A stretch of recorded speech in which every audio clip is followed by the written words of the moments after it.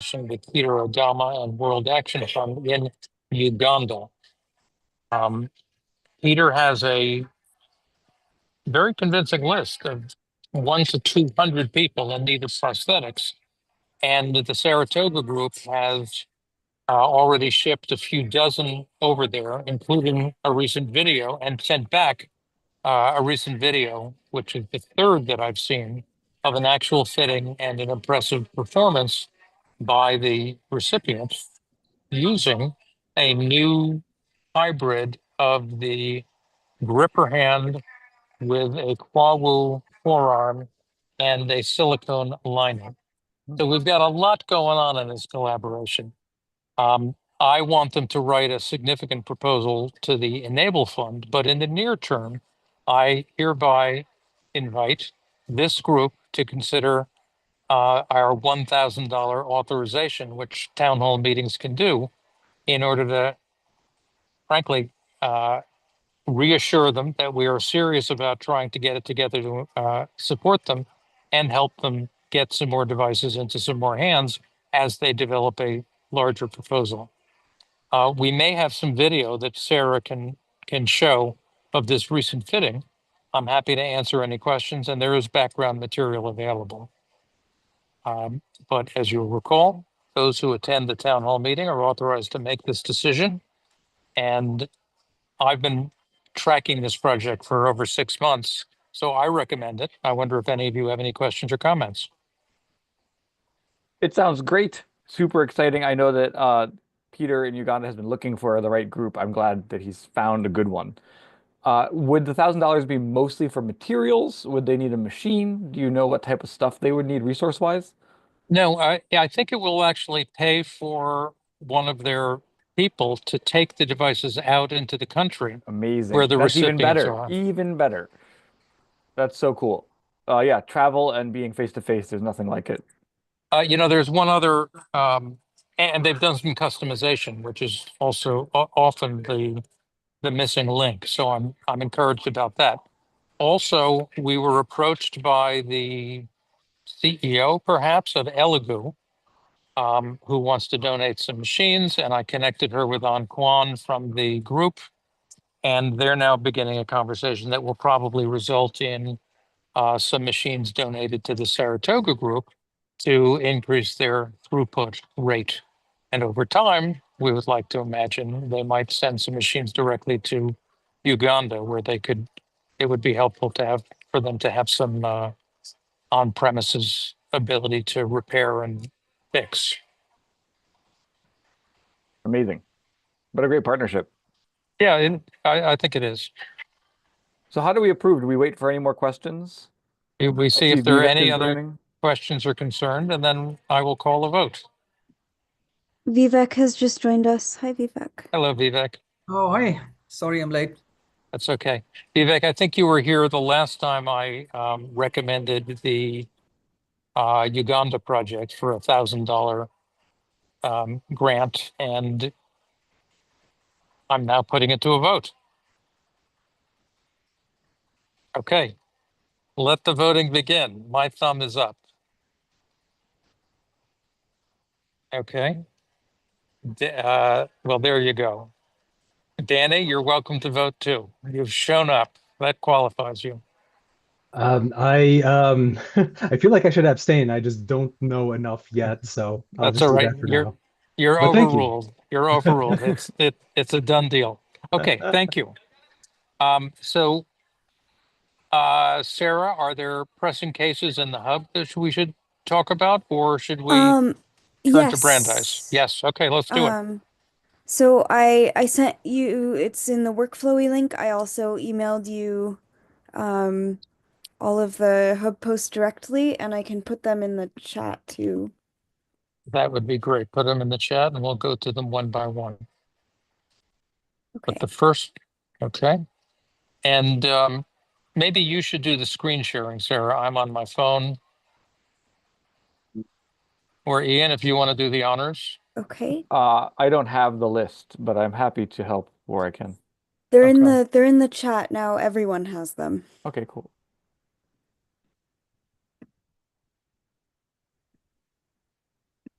Your audio is significantly better now that you're on the same continent with us, Sarah. Oh, really? Hmm. Well, I have it might just be that I have new headphones. There you So, go. Congratulations. Okay, I can screen share here. Good. Oh, I need permission. Send a That would come request. from Sarah now. Yep. Okay, share.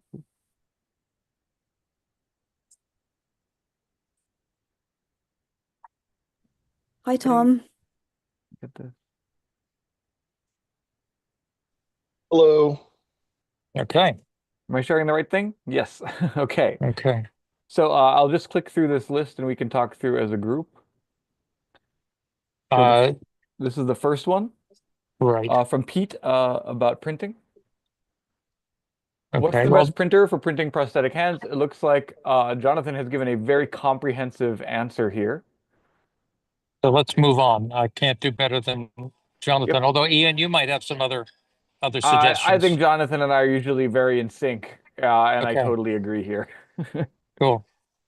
Thank you, Jonathan. Yep, no problem. Then we've got one from Danilo in Brazil, Cool. who is starting to contribute, wants to give a presentation to a university locally, Nice. working on their own 3D design, looking for tutorials. And this looks like it's been answered. I'm also sending some messages back and forth to Danilo about shipping some of our ready-made products over there. So in the next week or two, I think I can get a box together. That's terrific. They're The they look other like they have a thing, pretty good answer here. the other thing is to urge him to get in touch with e-NABLE Brazil, which is a Mm. very well-established chapter. So, Sarah, perhaps you could do that. I have. Oh, okay, good. Yeah. All right, It then. looks like they're quite addressed. Moving on. Next, we have Madison in Canada. Opportunity for e-NABLE volunteers in Canada on May 19th with the Neil Squire Society. Call for signups. Great. Looks like That's they've a got some traction. That's great. That's a virtual event. Madison, are you going to be able to be there?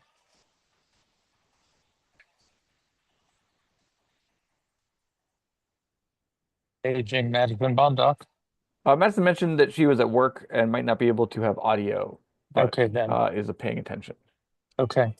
The Neil Square Society is really good. They've got their act together. They have lots and lots of opportunities for 3D printing of assistive technologies. And I will be traveling in Panama, but it would be great if some of you, perhaps some of you new Brandeisians, were to attend because we are pushing our community to think outside of the prosthetic hand. And Neil Squire Society are the perfect partners for that. Excellent. So that's coming up on Monday. Yep. A question here from Theory about 3D printing issues. A very large print that they need help with. They're in France.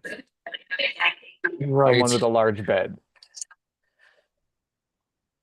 Mentions Ari mentions fitting diagonally on a 250 millimeter bed.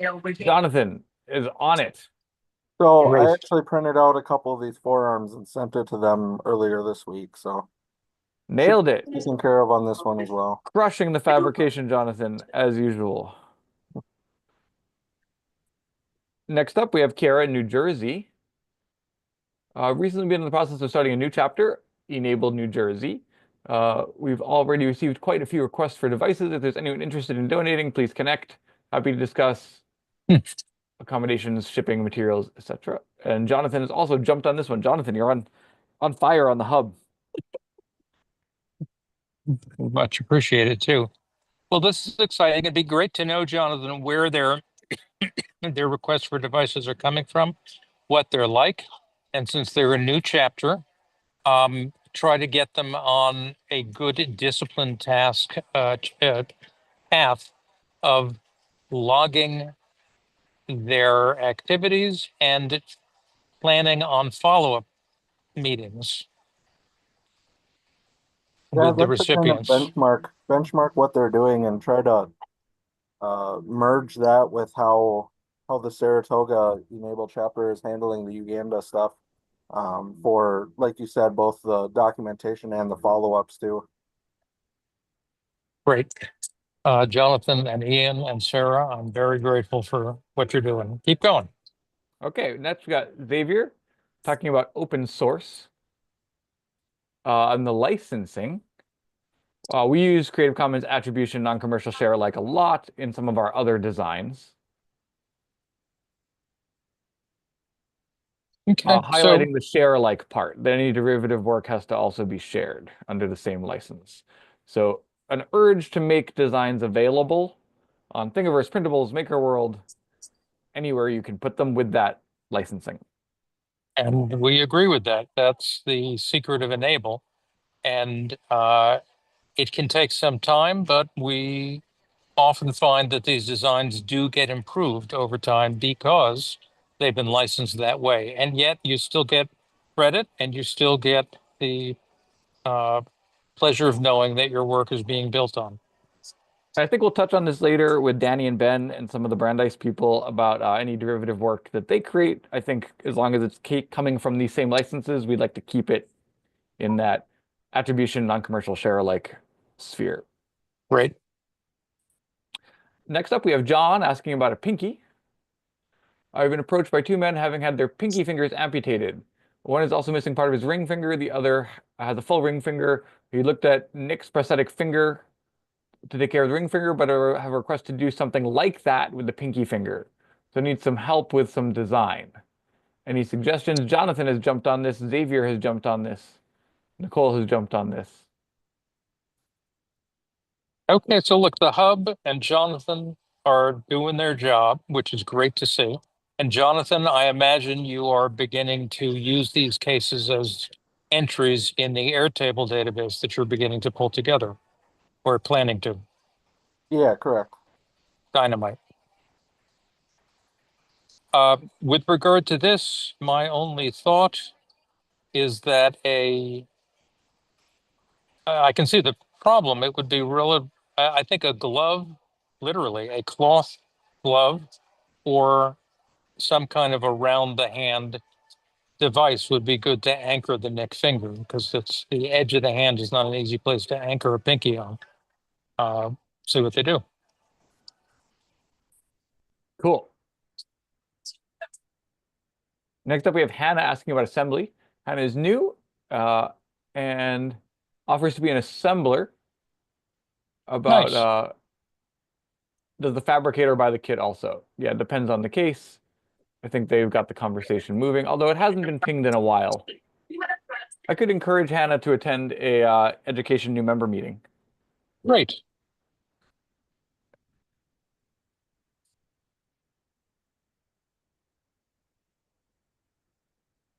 Next. Okay, I'll finish that up and fix my typo. And next we have Andre about level 1 bionics.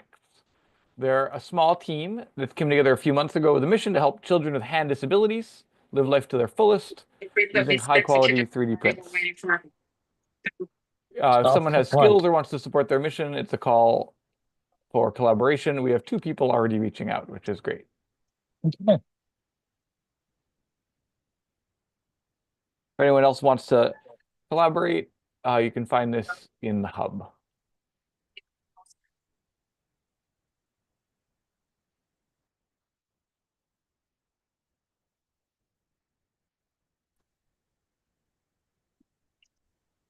Terrific. We've done the hub.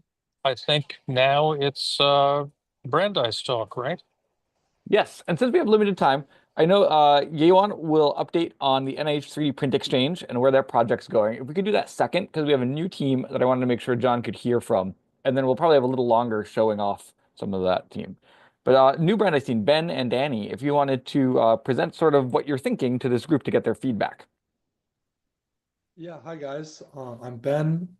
What we're trying to do is both of us and the other folks on our team are in a computational linguistics program. So we work with AI and machine learning, and we're looking to potentially uh, build a language model, an LLM, that could tweak and refine a lot of the existing STL files. So the objective is, a user gives one of these object files to the chatbot and also provides, a description of what they're looking to change. And the chatbot can, one, write down so some suggestions, and two, provide like a proposal given the changes of a new STL or object file.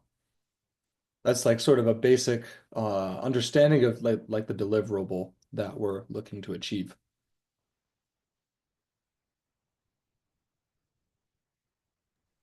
Sorry, John, you're John, you're muted. muted. Sorry. You're imagining this would generate the STL file or just describe the requirements of the STL file? Uh, Based on some initial experiments, it looks like we'd be able to generate an STL file. I'm not sure at this point like the complete quality of this, but we're looking to see if we can get it just as high as something, or nearly as high as something human made. Hmm. We have some benchmarking we've already done with some state-of-the-art models like ChatGPT's O3 reasoning model. It's not great right now, but that's because it's never been taught how to do this. So Mhm. you're spending the summer doing is teaching these models on how to build these models, these files. The trivial And task would be that, the natural language part where you ask it, hey, I have this object file. I want to scale it up, let's say. So what kind of screws would I need? How else do I make it larger? And then it can provide like a text prompt on its suggestion. But on top of that, we're looking to actually have it provide an actual object file. uh, it's wildly cool. It's like a lot of what is actually real right now. It's sort of implausible, which doesn't mean it won't work. Uh, it's a new idea. I'm wondering if there's a particular task or a particular problem case that you can focus on that fills a real need and might narrow the scope of what you're trying to do. Yeah, I think that would make this a lot easier just to get it started. We were thinking about some kind of like hand design to start off with, but we were wondering if you had any suggestions on Uh, how to narrow this down. you know, I'm thinking about sockets. I'm thinking that if it had a scan of an arm stump, Mhm. it might then be able to do the mechanically simple but still customized socket that might fit. And that sounds like a simpler task. And yet it's actually one that is hard for humans to do because it's all contours, not straight lines and components. So thinking about that might be a good way to go. Do you know where I'd be able to get data for something like that? Because the reason why I was thinking of something like, tweaking existing prosthetics is because a lot of that data is already available on e-NABLE's website. The designs are already available. Well, a cast, yes, there's a New England organization whose name may come to me um, that works with kids with limb differences. They have an annual retreat. And one of the activities they do when the families get together is they make plaster casts of all of the kids' arms. So you might have a really large collection of available plaster casts, which you could then scan. And you don't need many, but that would be a source. With regard to all of the, I think when you say there's all the data, all of the designs on e-NABLE are available. If you're thinking about the e-NABLE devices, I think, again, I'm looking for a simpler task. Mhm. Scaling devices while holding the screw sizes constant is a well-defined task, right? Mhm. And it's much simpler than thinking about all sorts of mechanical complications. So that's what comes to mind. This would be my advice, is to try to find a specific domain where the character of the problem remains the same, but the task itself is as simple as you can possibly make it. Yeah, I think scaling would be probably pretty achievable given the data is already existing on Enable's website. So what we would have to do is we'd scope it all into a large data set. We'd have the model train on that, then we'd also give it, examples of here's what it looks like when you do scale it, and we give it some examples of the same um, file but scaled in different ways. And then, maintaining the screw size as you mentioned, and then it could be able to generate something like that on its own after it's seen examples and trained on those examples. Another task that comes to mind, Ian would know more about this, but the whole process of turning a scan into a coherent. This is what I was thinking too. So there's another group on campus, and when Ben and Danny and a couple of the other members came to us, Elena, you're also on this team, right? And there's a couple more people. They had this idea of a computer science approach to the data set, coming out of what we did with NIH because it's such a big data set.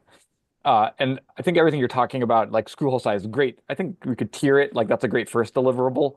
The scanning one is the one I'm really interested in. We have another group doing this with ancient pottery, where they Hmm. can get just like two pictures of a pot and then make the 3D shape from it. And I wonder if there's a minimum set, like could we have an uploader where you upload 2 images or 5 images of whatever upper limb difference you have, and it generates that shape and somehow works with the existing models to adapt it to that shape. Right. I'm sure all of the scanner companies are working with AI right now to solve that problem also. But that's the kind of thing we're looking for. Could be really cool. We have the attention of some really talented computer science students this summer who are looking for a project. I think this might be a longer conversation, but I wanted to intro it to the group as soon as possible. Um, Ian, I'm heading to Panama right now, where we're always talking about not doing, but talking about using drones or LiDAR equipped drones to survey a landscape and then extract information from it. That's an area of development and interest that you guys might be interested in. It has nothing to do with e-NABLE except for me. But Oh, we do a ton of that. We just got a well, I new know you one. do. That's Yeah. um, Got 5 digs this summer we're sending equipment to. so we'll have to get back to that conversation. But the I data did want manipulation is similar with this project. It's sort of like a large aggregate data set that we want to right, adapt for use. right.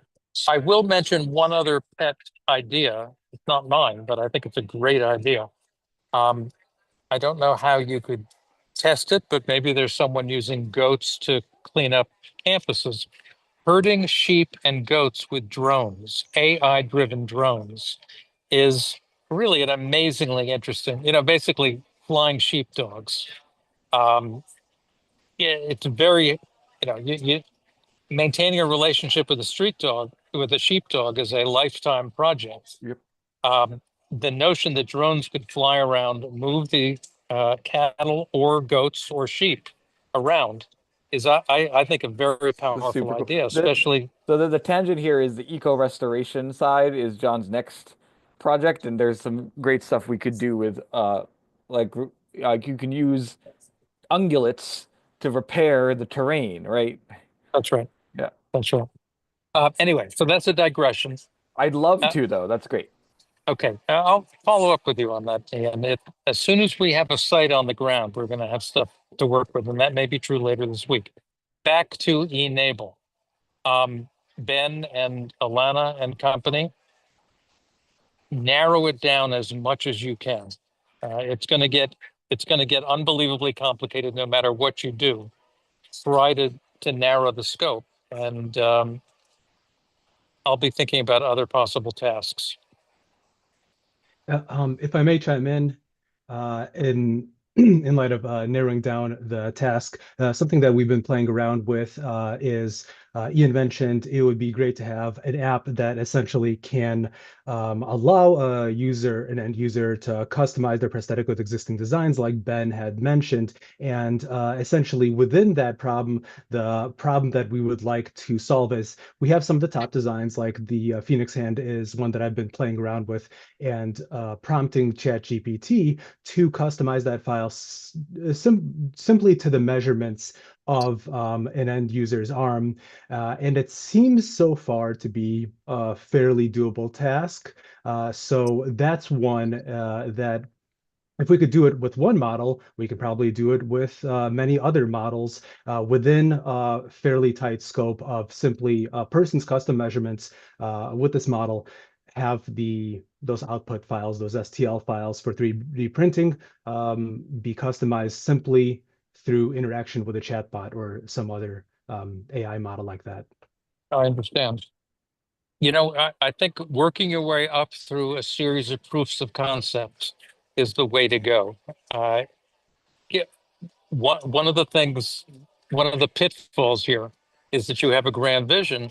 You work, you work, you work, you work. At the very end, you test it, and then something you didn't expect, like it's great at produce with LLMs. You know, they often produce things that are really plausible, but I could imagine the STL is not actually watertight, therefore not printable. So thinking about what you can do, even having it, you know, uh, change a cube into an oblong according to specifications, and then seeing if it prints. Then doing a hollow cube into a hollow oblong and seeing if it prints, and sort of working it up the way you would a baby, rather than wishing that it would spring into life as a full blown expert. Oh, Um, absolutely. I think we were expecting a lot of hiccups, and I think we've already tried a few different things for a few different ideas of different ambition levels to make right. sure that we've got alternate plans and that we're testing every step of the way. So thank you for that. That's very good You know, advice. I know it's gonna seem a lot less sexy, but the other domain you might think about for Naval, uh, Jonathan and Sarah, as you have seen, are constantly monitoring the hub. And I'm sorry, I have a call coming in, which I'm going to Yeah, message. take it if you need to, but I see where you're going with this automated hub responses, which it takes a person and maybe a person approval, maybe a person in the loop where like it looks like this is the right response. Sarah, could you approve this? And then click. That would save a huge amount of the personnel overhead for e-NABLE. Right, and there are plenty of questions that recur over and over again. And it's a And huge data set to train on. that's right. And that's right, including the responses. And there's the issue that Jonathan and Sarah are now taking on again seriously, which is to track cases and figure out what happened to that case, or did it go silent, in which case you need to compose a reminder. Uh, that's a labor intensive process, and yet it's all based on reading messages. So that's actually a good task to think about for LLMs as we now know them, instead of also hoping that you can break new ground on 3D modeling. Absolutely. That sounds like another task that we could look into. Absolutely. Okay, cool. I, My flight is boarding, and actually I should make a call, so I'm gonna drop off for a moment, but I'll probably be back to get the update from Brandeis. And Sarah, your host, so hopefully this won't break anything.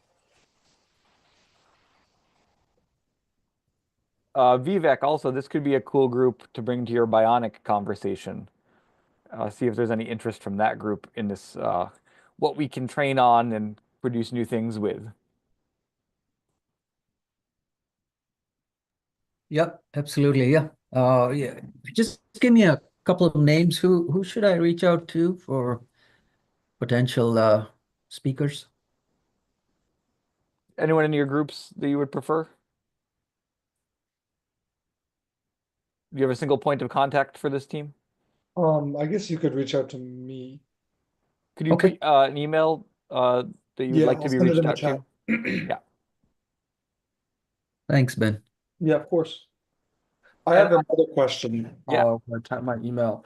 I knew a couple ideas were just thrown around, and also, for the larger task which we were proposing when we're doing it step by step like this, if we were to ask for some kind of like proposal grant to go along with this, do you recommend that we ask for grants for like these steps, like for the scaling part, for example, where we start with, getting the LLM to turn a box into a longer box, and then that eventually becomes the project of just scaling a prosthetic. Is that one grant, or is this all part of the same proposal? I would recommend scaling it as a summer project. And maybe there are KPIs that unlock more runway or something that you could build into it. But I bet you could chunk it all. I would scope it to whatever your timeline is, would be my recommendation. Cool, thank you. I just sent my email in the chat. It's bwlambright@gmail.com. I'd be interested in hearing from Jonathan, because I know, Jonathan, you're probably the most active on the hub right now, and you see a lot of the needs out there. And you're very technical minded too. So what would your wish list be like? You know, I I made a post in the hub. I think we skipped over it when we were looking through the posts, but looking for somebody to collaborate with resources on uh making stuff available for 3D scanning. So further evaluating how we could use some of the new technology with iPhone and Android cameras and stuff like that, and make that more user friendly for, whether it's other countries or whatever, to custom sizing and stuff like that. I think would be a huge payoff for e-NABLE, but it's pretty labor intensive to get all that stuff together too. That's a good. So we have great cameras, and more we're having time of flight lidar sensors. So you're talking about a combination of like a great camera on a mobile device and a time of flight lidar sensor on a mobile device, and what could be used with those.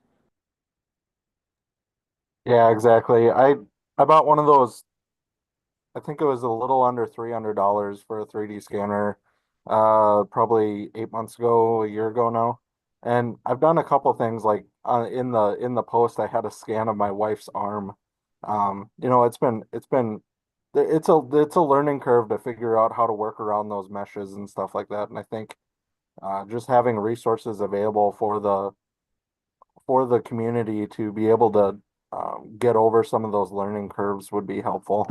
But I don't know if that's That would be necessary. interesting too. One thing we could do with this group is scan their own upper limbs. We have the RevoPoint scanners. We got a classroom set now. They're under $500. They're decent structured light scanners.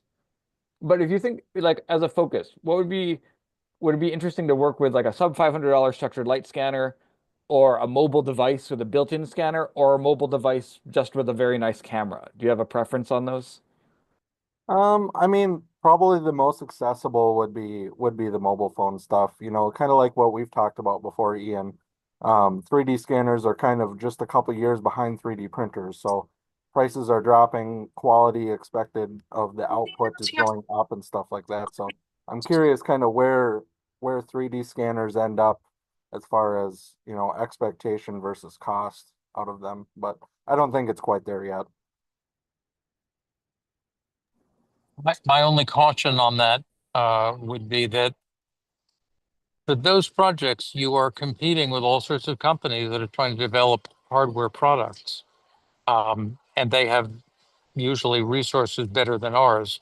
Our sweet spot is when we can find a niche that's not being commercially developed, um, or a low tech or low resource niche that we can occupy. So I'm not sure what that implies, except that something that people could do with conventional cell phones might be useful. It might be something where we could actually get ahead of the curve because we're working on something that's not profitable for the big boys. Yeah, Thierry brought up a good point in the post that I made is that they often have casts made of the recipient and then they're able to scan it offline. And I don't have any experience with that, but That's a much more reliable way of getting a good scan. yeah, right. Cool. I think this gives Ben, Danny, Alana, does that give you what you need to move forward? Any last questions before we move to the next group? Yeah, I think this is a good step forward. Thanks for the additional ideas. I think there's a bunch of projects we can work on, and so you'll probably see us in the hub more soon. Okay, good to meet you guys. And Alana. Excellent. And then I also wanted to invite Yeyuan, who is wrapping up our current grant-funded project. And we've delivered a very good product, I hope, that can live on for the future. And this is sort of like previewing the next team that might do something with this data set now. But Yeyuan, I wanted to give you the floor to show a little bit of where you're wrapping up. Yeah, thank you, Ian. Hi, Ben, hi, Alana, and Danny. Great to see you guys again. I'm just gonna share the several docs that we've made, and just give an idea, like for like future references, like i- if you need on your like work. So, can you guys see my screen? Yeah. All right, so I'm not gonna go into details of these contents, but it's just several documents. Like now it's in our Google Drive, and we're gonna share it to Ian and also to you guys, because I'm not sure if I'm gonna, still have my Brandeis email like access to this Google Drive and stuff. Um, so we've done a couple. So like if you guys remember, like originally it was the web redesign that we were targeting, but like due to their internal issue, we weren't able to really make the change on their like website and on their metadata. So we just have all this proposal and the design idea and also like the troubleshooting report here. To just try to get all the questions and problems that we can get. So in future, like if you guys have the chance to work on that, I think it will be a pretty good references. So this is a troubleshooting report. So our student worker, they like kind of screenshot. So they went through, they play with a website. They went through all this and they do the screenshot of like these malfunctions and they have descriptions on it to just make it more clarified. And like when you guys come to a point of making a change, you can always come to this and use as a reference. And there's also the model upload instructions. So we didn't we can't change like really change the structure of those data, but we created these subcategories, the subcollections. Here, like the three ones, the three like the recommended models are the most popular ones. So like these are the like star models of e-NABLE, and now since it's in a individual recommended model subcollection, so it will be a lot more easier for users to track. And community design are basically whatever left. It might need some data cleaning in the future to be more accessible. And also testing models. So Jenny, our student worker, also upload the testing model from from it's from another website, which they kind of want this model to be the tested ones. And by uploading this, Jenny also create this upload instruction, like also screenshot it step by step. So just to make sure all the models uploaded should follow the same format. It should contain the same information. So like when you're doing the data cleaning or you're reorganizing it to for the website, it all has the same information. It will, like the metadata like will be unified in somehow. Yeah, so this is the upload instruction. And um also the website redesign proposal. So Ruby, our another student worker, she used Figma. Like since we can't really, make the change on the website, so she used Figma to provide some ideas of how like this website we kind of want it to be.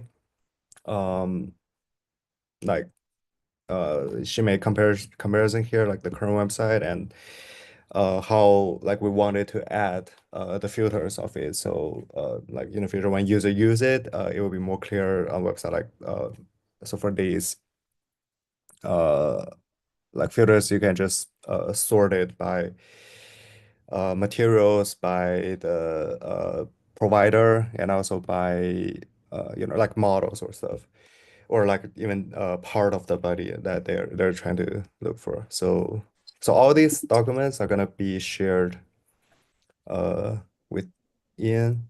This is That's great. awesome. Yeah, you want. And so the last thing you showed, the proposed interface improvements, that would need to be pitched to the NIH people, right? Yes. Okay. And I guess one final deliverable, and I know Yeon has finished the class Mhm. and is now free to go out into the world and work on more interesting things. But we still have a couple hours left for our student workers. I wonder if you could task them with writing an update onto the e-NABLE hub with all these resources PDF'd. So like Okay, attach these as PDFs and have them write a post on the e-NABLE hub to capture all this. And then that same update we could send back to the NIH team as like a summary. sure, sure. So you mean all these reports like PDF and send it on the forum? Yes. Yeah. One other thing that might be really helpful is to have the team follow the instructions and put the gripper Quawu into the recommended device list. That I think is becoming a new standard, and it's something we're mobilizing people for Uganda on. And as I understand it, it should be possible to read your documentation, to use the interface, and to make it so. And finding out whether that's really true would be very helpful. Yeah, definitely.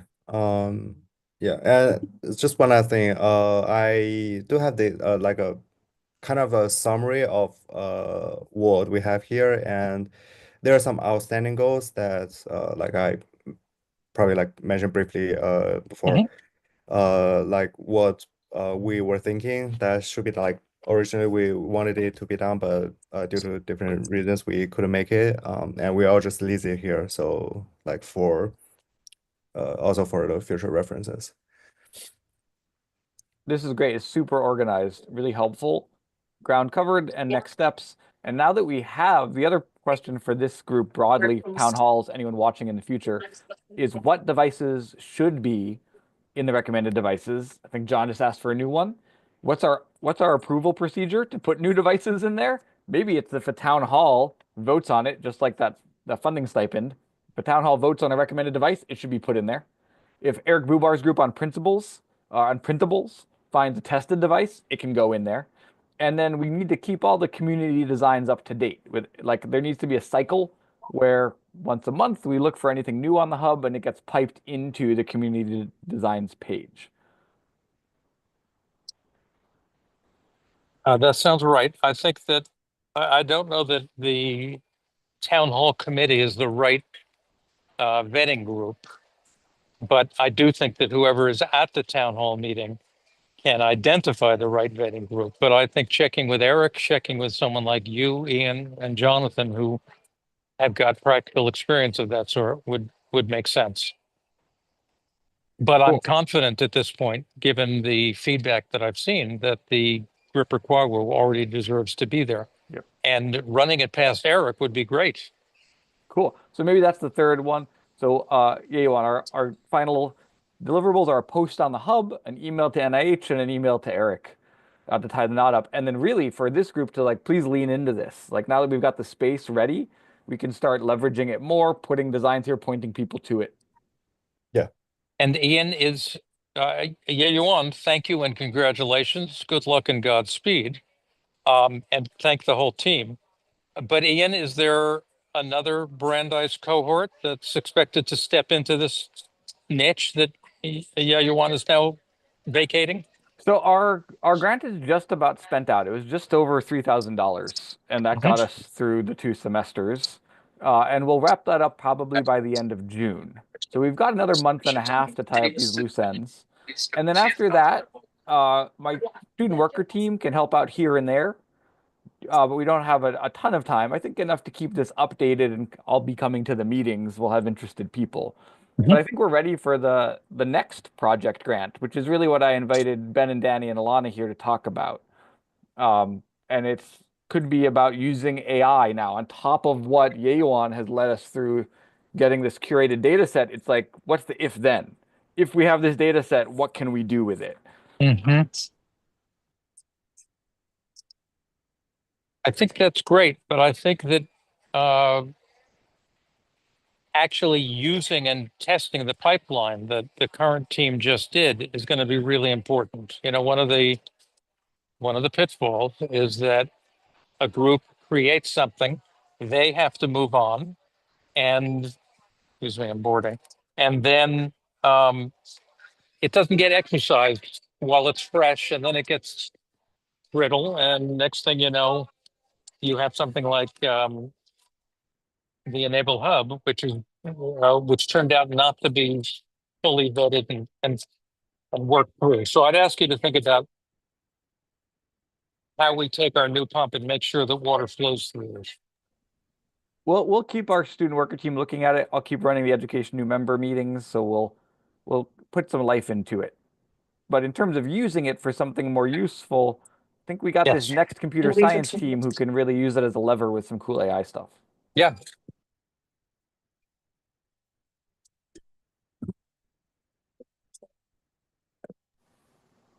I think that's what we wanted to talk about, unless there's further feedback from Vivek, Jonathan, Sarah, Madison, Tom. But we can also move on if you have another topic.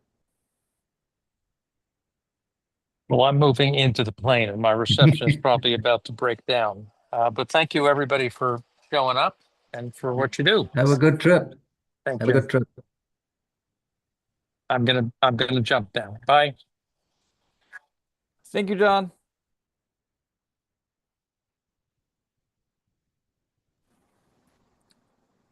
Does anyone else have another project to discuss, another topic? Vivek, how are your bionic meetings going? We had one a couple of weeks back, Xavier Grosjean, I think that's the way you pronounce it, from France. He gave us an update on his work. It was fantastic. We don't have any other speakers right now in the queue, so if Ben would want to report on something, or his team at the next Bionics meeting, that would be. But we don't have anything in the queue right now. So I just sent you an email, Ben. I did. Are your meetings in the e-NABLE calendar? Yes, it's usually on Fridays. I don't think we've scheduled the one for June yet, but we can. Just to I don't just know. a note Sarah? on the Okay. e-NABLE calendar, it's only reliable for the current month that we're in. Because every month, kind of when people are available changes. We're trying to change that and move meetings to every Thursday, with a shorter town hall attached to each meeting. So Vivek, I think you had said that Thursday Okay. Yep. would work for you. So if in June, it would be great to start that schedule. So if there's an available Thursday from 12 to 1, that's usually when we have our themed meetings. Could I move the education one to June 12th, that Thursday for education? Yeah, sure. That's open. And Vivek, if there's another one, if you could take a different one, the other ones are booked for us. Okay. June 12th, did you say? Yeah, if we could hold that one for education, the other four are Absolutely. probably open. Absolutely, yeah.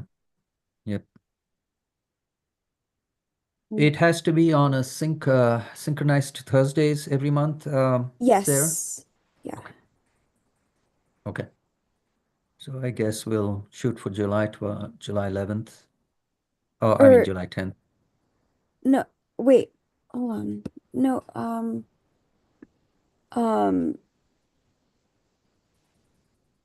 Oh, it could be any other Thursday. Okay. Is that right?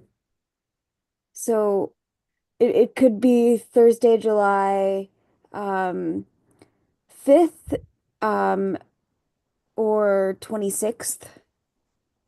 I think the 19th is a holiday.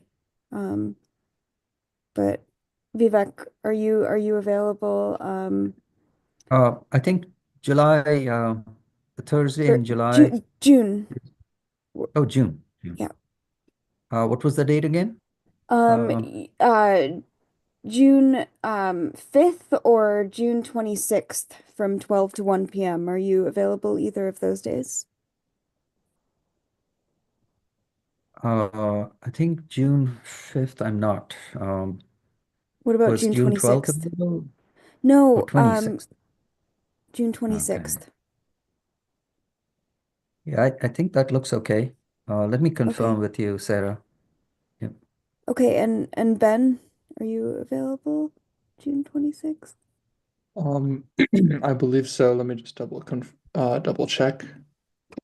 What would the, Yes, what would the topic what would the topic be, Ben? What would you like or can talk about? I guess it would be on like AI for prosthetics, I guess is a topic name you could use. I think that'll draw people. That's cool. Great, thank you. That's great. Thank you. And this is at noon, right? 12 to 1 on Thursday, June 26th. Yep. Cool. So over the next couple weeks, Ben, Danny, Alana, and team, we can work on putting together a proposal for Brandeis's next e-NABLE thing. And yeah, we've got a couple final deliverables. And I know you're out of the class, so we really want to leverage Jenny and Ruby to spend their time. We do have some budget through the end of June, so they can still spend hours.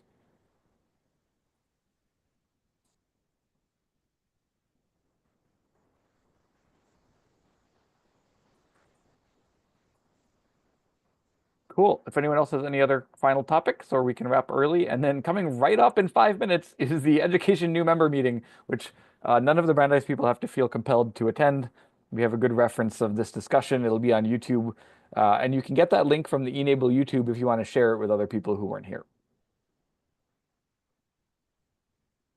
Okay. Thank you, everyone. It was nice to Thank meet you all. you. Thank you. Nice meeting all of you. Good luck. You. Have a great day, everyone. And Jonathan, maybe I'll see you in the next hour. And Sarah, Yeah, I'm sure I'll see you. is that at Thanks, Ian. well, Yes. 11 for me, 5 minutes, or is that in an hour? It's in 5 minutes, I think. Okay, because I think it's on the calendar as in an hour. Oh, is it? We should do what the calendar says. No, it's um No, it should be. yeah, Oh, I'm is there one? actually I'm not sure. I think I mean the calendar times change based on where you're logging It in is from. at 1. So You are correct, though. It okay. does say 1 o'clock Um Eastern. yeah, I actually going through my email, that is what I Okay. think that is what you had asked for. So I do is have that a 1:30, but I can be there for the first half hour, um which we'll okay. see how many conversations we can get going. Okay, great. Cool. I'll see you all in an hour. Okay. Have a great day, everyone.